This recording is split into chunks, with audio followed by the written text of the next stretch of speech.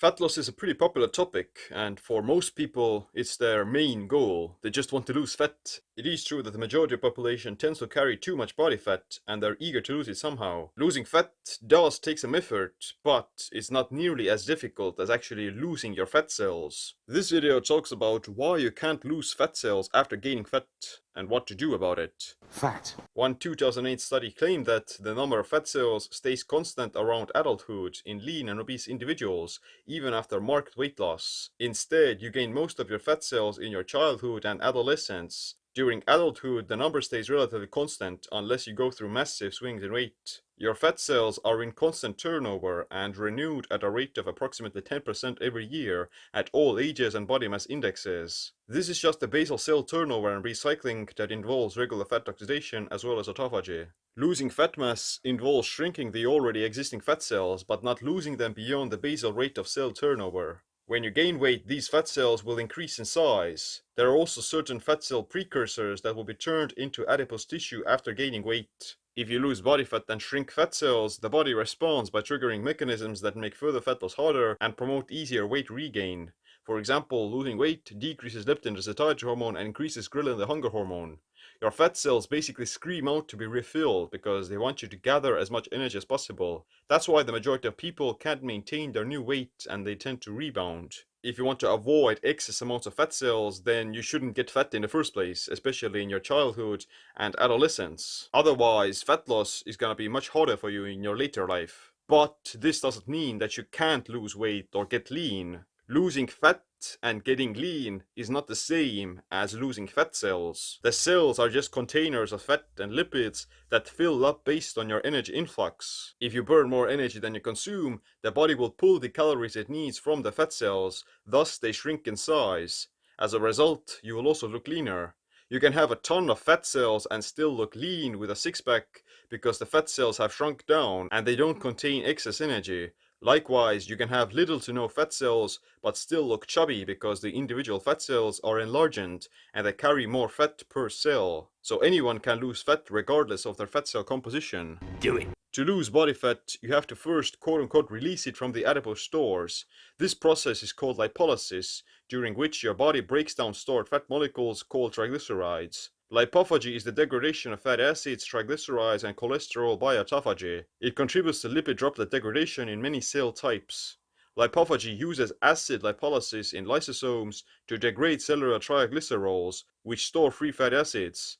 Lipid stores are metabolized by lipophagy to fuel mitochondrial beta oxidation and regulated to maintain energy homeostasis. Impaired lipophagy promotes fatty liver and dysregulates body mass.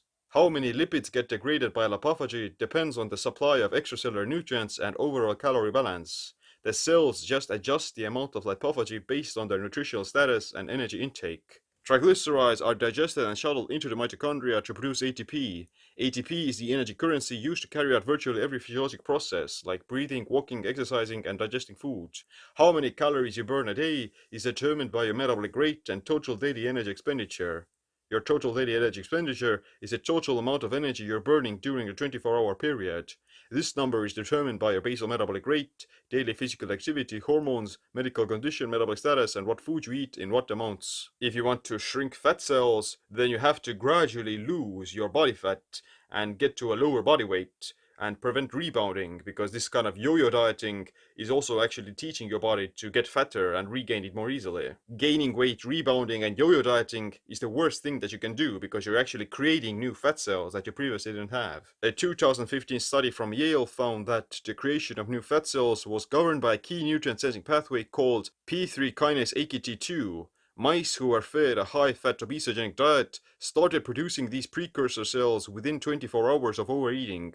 However, the development of white adipose tissue doesn't require AKT, which means you can gain body fat without this signaling pathway, but you need it for initiating the growth of new fat precursor cells. P3 kinase AKT2 is part of the mTOR and insulin IGF-1 pathway that regulates growth and anabolism. You need the activation of mTOR to promote protein synthesis, grow muscle cells, enlarge an already existing muscle cells, cell proliferation, growth of neurons, and as it turns out, fat cells as well. Insulin promotes the storage of nutrients and also the growth of new cells through mTOR and AKT2.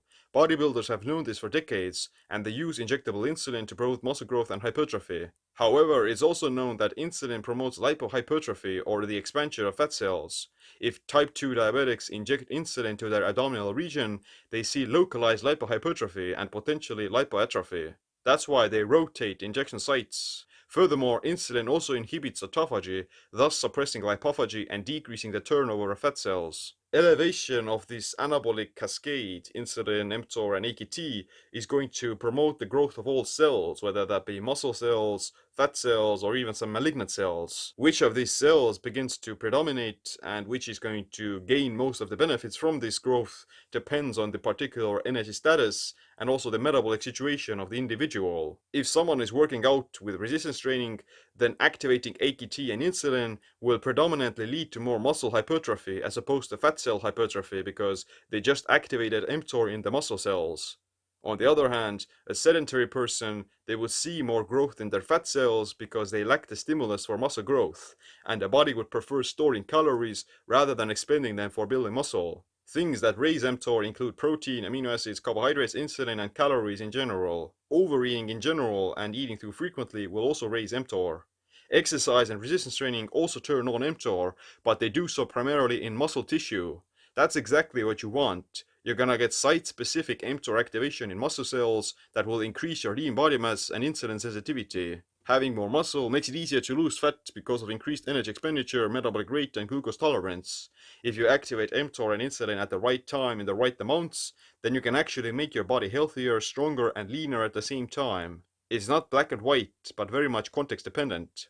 Overall energy balance and energy intake determines fat cell shrinking and expansion. For example, high insulin and mTOR aren't going to grow new fat cells if you're already at a calorie deficit, but it might do so more easily if you're over-consuming calories.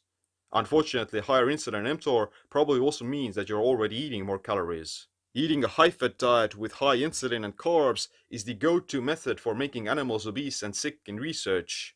They're basically put on a junk food diet and they get fat really fast, as was shown by the previous study on the mice. This pattern is evident in humans as well, who eat a lot of processed foods and combine fats and carbs together.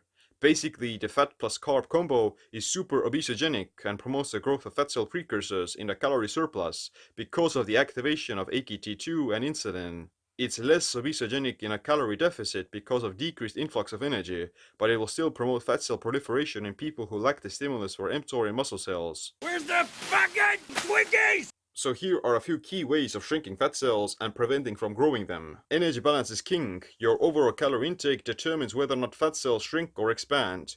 To maintain a negative energy balance without feeling like you're starving, you have to eat high satiety and nutrient-dense foods. Generally, that tends to be protein plus fiber and vegetables. However, you have to find a diet that works for you. You don't need to be on a low-carb, low-insulin diet to lose fat, but in order to prevent unnecessary growth of fat cells, you should be mindful of how often and when you raise insulin. Energy balance is important, but spiking insulin several times throughout the day is probably not ideal. The best time to eat carbs and raise insulin is after resistance training, because then the activation of mTOR AKT2 is used for muscle growth instead of fat cell growth. Raising insulin for people who are already overweight or who don't exercise would result in more fat growth as opposed to muscle growth. Any resistance training, whether that be with weights or calisthenics, promotes muscle growth and insulin sensitivity. You're going to trigger site-specific mTOR activation in muscle cells instead of fat cells, making the body store nutrients in your muscles as opposed to fat.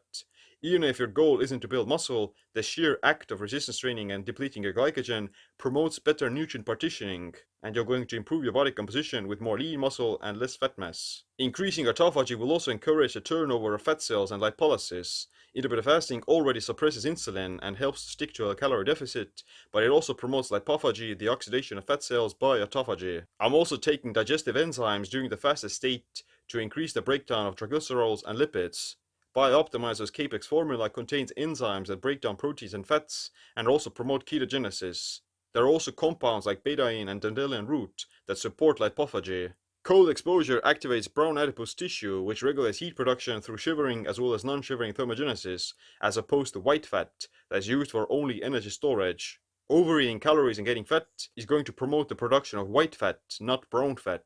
Basically, it's easier to burn brown fat because it's also used to keep you warm, whereas white fat is burned through calorie balance. Brown adipose tissue also makes you more insulin sensitive and regulates glucose homeostasis. In conclusion, losing fat cells doesn't really happen, and it's almost impossible to do it precisely to just abolish the fat cells that you already have. Whenever you do lose weight, then you're just shrinking the size of the fat cells. But the problem is that if you're already fat, then shrinking the fat cells also makes it more easier for you to refill those fat cells.